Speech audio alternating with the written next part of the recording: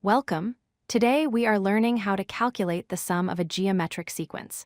This is often called a geometric series. We will use the specific finite sum formula to solve these problems easily. First, it is important to know the difference between a sequence and a series. A geometric sequence is just a list of numbers where each number is multiplied by the same value to get the next one. A geometric series is when we take that list and add all the numbers together. This is the formula we use to find the sum. It is read as S sub n equals a sub 1 multiplied by 1 minus r to the power of n, all divided by 1 minus r. This formula works for any finite geometric series.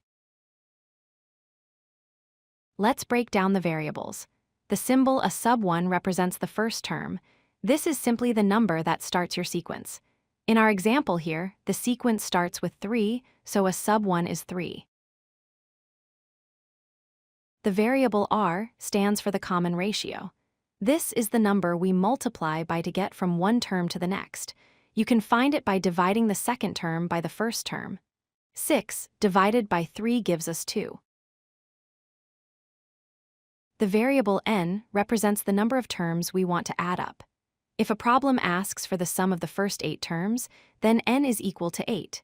This tells us how many numbers are included in our total. There is one important rule. The common ratio, r, cannot be equal to 1. If r was 1, the bottom of our fraction would become 0, and we cannot divide by 0. Luckily, most geometric sequences have a ratio different from 1. Let's solve a problem together. We need to find the sum of the first 8 terms of the geometric sequence: 3, 6, 12, 24, and so on. Step 1 is to identify our variables. Our first term, a sub 1, is 3. Our common ratio, r, is 2 because the numbers are doubling. And since we want the sum of the first 8 terms, n is equal to 8. Step 2 is substitution. We plug our numbers into the formula. We replace a sub 1 with 3, r with 2, and n with 8. Now we have an equation we can solve. Step 3 is simplification. First, we calculate 2 to the power of 8, which is 256. Then we subtract that from 1 to get negative 255. On the bottom, 1 minus 2 gives us negative 1. Finally, we multiply and divide.